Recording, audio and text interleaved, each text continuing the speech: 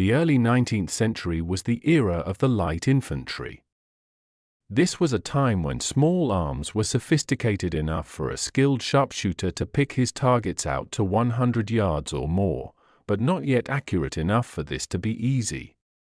The quality of light troops could determine the outcome of a campaign, and this was certainly true of the Peninsular War, in which the French legions of Napoleon Bonaparte did battle with King George's armies on the sun-baked hills of Spain. It was there, where the fate of the Iberian Peninsula was being decided, that the green-jacketed sharpshooters made their mark on history. Standing out from among the redcoat regulars of the British Army, they went above and beyond the call of duty to bring about Old Boney's downfall. The green-clad 95th Rifles were the pride of the British Army during the Peninsular War and stand front and center in the collective consciousness of military history enthusiasts. Armed with the iconic Baker rifle and the motto of first in, last out, the Rifles represented a facet of warfare in which Britain was undeniably superior to its French adversary. However, the success of the 95th must not blind us to the broader reality. They were part of a massive overhaul of the British light infantry system that took place at Shorncliffe Camp under the guidance of General John Moore. John Moore was a forward-thinking officer in a time where British military doctrine was dominated by strategically conservative men like David Dundas. He had been clamoring for reform within the army long before Shorncliffe. A very physically fit man himself, Moore emphasized the importance of keeping soldiers healthy and well exercised. Frustrated with the poor performance of his troops in the harsh climate of the West Indies, he once wrote to his superior, General Abercrombie, that with Roman instead of modern exercise and discipline, the troops might be kept healthy. Moore had a varied military career prior to the establishment of the Shorncliffe training camp in late 1802. He fought briefly yet bravely in the American War of Independence as a young lieutenant in the 82nd, and later took part in the 1794 invasion of Corsica. 2 years later, he was sent to the West Indies, where he was appointed governor of St. Lucia, though this posting was cut short by a fever that almost killed him. Moore served in Ireland between December 1797 and June 1799 and played a key role in putting down the Irish Rebellion of 1798. During a time of mounting oppression towards Ireland's native Catholic population, Moore stood in favor of greater legal equality between Irish Catholics and Protestants and clamped down on meetings of sectarian groups when they were discovered within his ranks. This sense of fairness and psychological insight into his men would later define his training methods. At the dawn of the 19th century, Britain was desperately in need of reforms for its ground troops. Though secure in its naval supremacy, Britain had no answer to France's land army. A clear disparity between the two armies was in the quality of their light infantry. In 1794, General John Money made the following observation about the British light infantry: men who have been trained on the parade ground to fire in platoon runs his firelock through the hedge and fires where he sees smoke and continues to do so for as long as his ammunition lasts. By way of contrast, an opposing French chasseur would conceal himself immediately, peep through the hedge, and never fire until he sees an object to fire at. Money observed that throughout an hour's skirmishing exchange, a British light infantryman might fire 30 ineffectual shots and his French counterpart 5 or 6 accurate ones. Sustained fire by platoon was effective, but only against a large target presented by an enemy battalion, and moreover, British light infantrymen were nearly indistinguishable from their comrades in the line. Light infantrymen in a British battalion accounted for only 1 company out of 10. This differed from the French system, which favored dedicated regiments of skirmishers known as chasseurs and tirailleurs. This composite organization of battalions was detrimental to the training of light infantrymen, which was dependent on the knowledge of regimental light company officers, which often left much to be desired. The utility of dedicated light infantry regiments was finally recognized and implemented across the English Channel. The 5th Battalion of the 60th Royal American Regiment, founded in December of 1799, was the first of these. This was swiftly followed by the creation of the Experimental Corps of Riflemen, with other regiments undergoing a conversion from the traditional composite battalion structure to a dedicated light infantry composition. Between the dissolution of the Treaty of Amiens in 1803 and the Battle of Trafalgar in 1805, a land invasion of Britain was a serious possibility. There is no doubt that this looming threat influenced the increased focus on light infantry training and even the decision to concentrate troops around Choncliffe. The French invasion force gathering around Boulogne would eventually number 115,000 strong and was complemented by hundreds of transport vessels and landing craft. Correspondingly, Britain prepared to defend its shores. Martello towers were constructed along the south coast, and a volunteer force of a staggering 380,000 was in place by December 1803. John Moore had been appointed to command the Southern Military District of England, a role that involved preparing Britain for an invasion. In a letter written to Lieutenant General David Dundas in July 1803, Moore discussed the best means of victory against an invasion force. He wrote that England was a country so well stocked that no effort would remove to any distance the means of subsistence from the French. Any army that successfully disembarked could take enough from the English countryside to sustain itself. Moore's proposed solution was to make the enemy stay as short as possible, to strike hard as soon as the first French boats plunged into the surf at Dover. In a letter to his mother, Moore was certain that any French landing attempt would be along that stretch of coastline, stating, "I am pleased with the prospect of seeing the first of it." Choncliffe camp was ideally placed, being a mere 10 miles from where an invasion was likely to take place. The focus on light infantry training was especially important for home defense. The undulating hills, woodlands, and small towns between the south coast and London would play into the hands of the French army's expert skirmishers. Britain needed skilled light troops of its own to defend its shores and to eventually threaten France's martial dominance on the continent.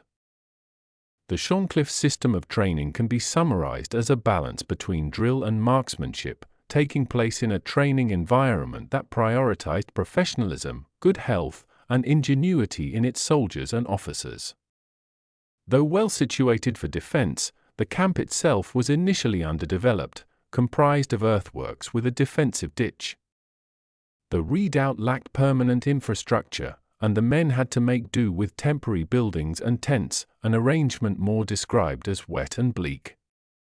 However, the surrounding farmland lent itself perfectly to the training of light infantry. The first regiment to arrive at Choncliffe was the Experimental Corps of Riflemen, ordered there by Moore in October 1802.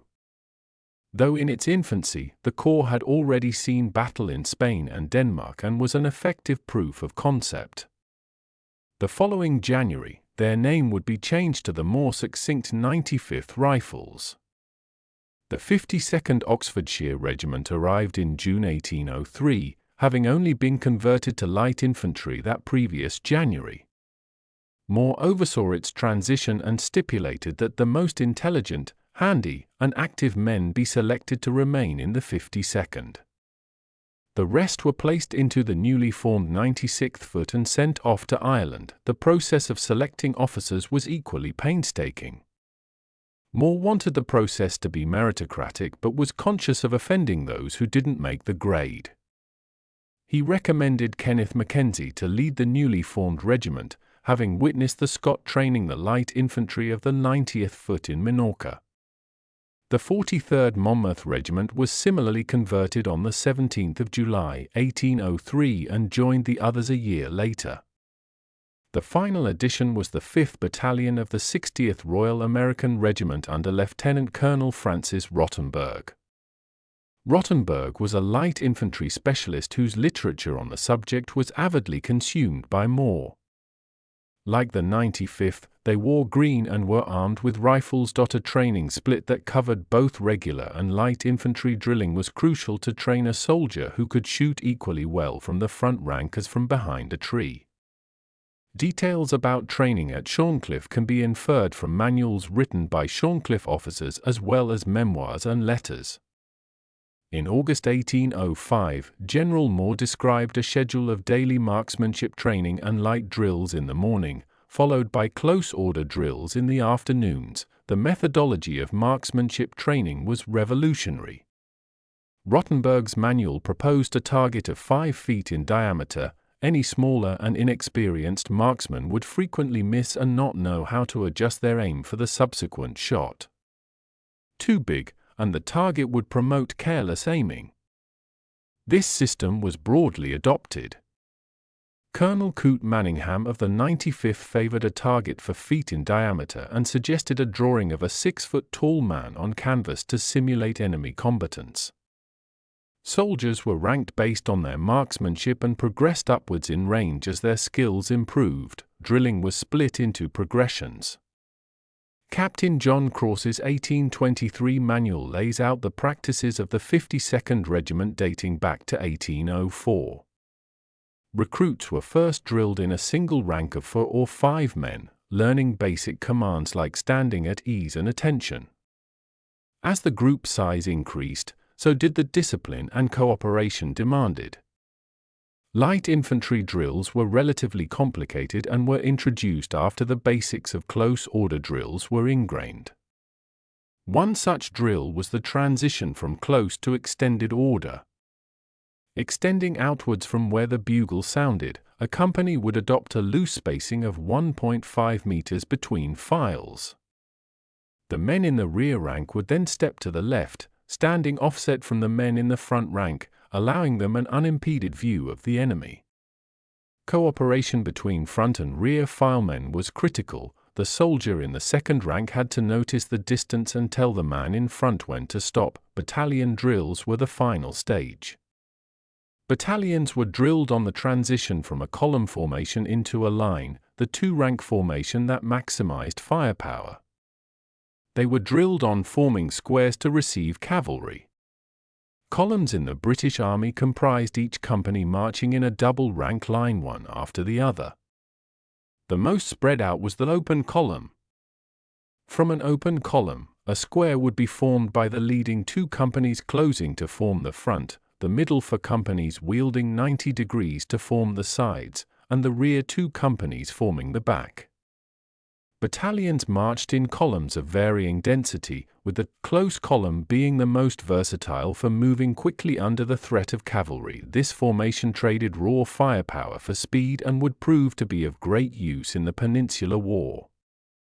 Battalion maneuvers were nothing new, but the range of the Shorncliffe system was what set it apart. Though trained in skirmishing and sharpshooting, these soldiers were just as ready to take their place in the line and deliver devastating volley fire. The training of officers was every bit as exhaustive. Lieutenant Cook of the 43rd recounts how he and his contemporaries were drilled alongside recruits until they could march, shoot, and skirmish as competently as the men they were to command. This was as necessary as it was revolutionary. A light infantry officer had to keep up with his men. When they assumed an extended formation, they did so outwards from where their captain was situated, for he was expected to be in the thick of the action. Shorncliffe training was holistic. A soldier's health, attitude, and education were taken seriously. Clean barracks were considered crucial. The mess was expected to be orderly and well-stocked. Manningham's regulations for the 95th specified that every soldier had to take turns at cooking. Reading and arithmetic education was compulsory for NCOs and encouraged among privates. Moore fostered mutual respect despite a military culture that viewed the lash as the final word on discipline.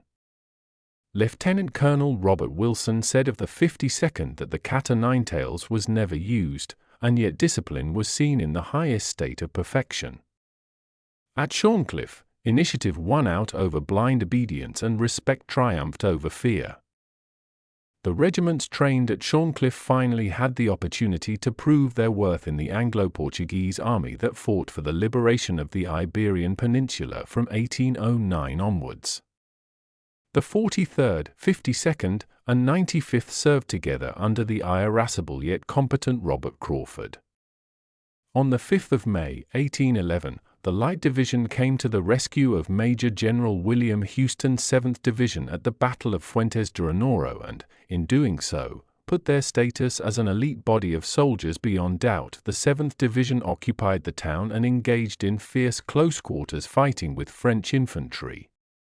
Eventually, Houston's men were ejected from Fuentes de Onoro and pushed from the frying pan into the fire. Out in the open, the 7th was forced into squares by Louis-Pierre Montbrun's cavalry division. With 2 miles of open ground to cover to reach the safety of the British lines, the 7th found itself in serious trouble. The Light Division appeared and was able to cover the withdrawal of the 7th.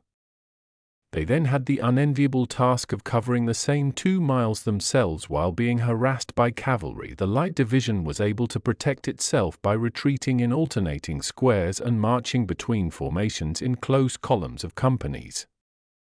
This was executed with Montbrun's cavalry keeping a watching brief, ready to take advantage of any weakness exhibited by Crawford's troops.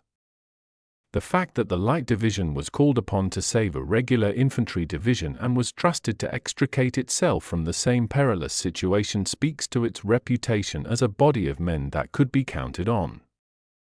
The training conducted at Shorncliffe played a huge part in this success. Unlike their green-coated comrades in the 95th, the 43rd and 52nd were newly converted light infantry regiments, yet they proved to be among the best in the force.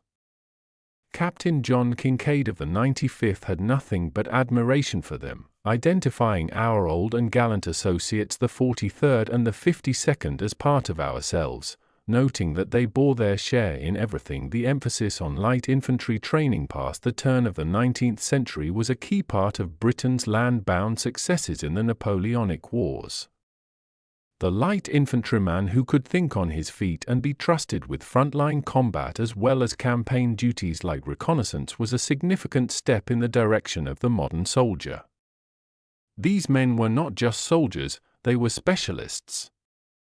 They were expected to understand the why of their orders, not just the what.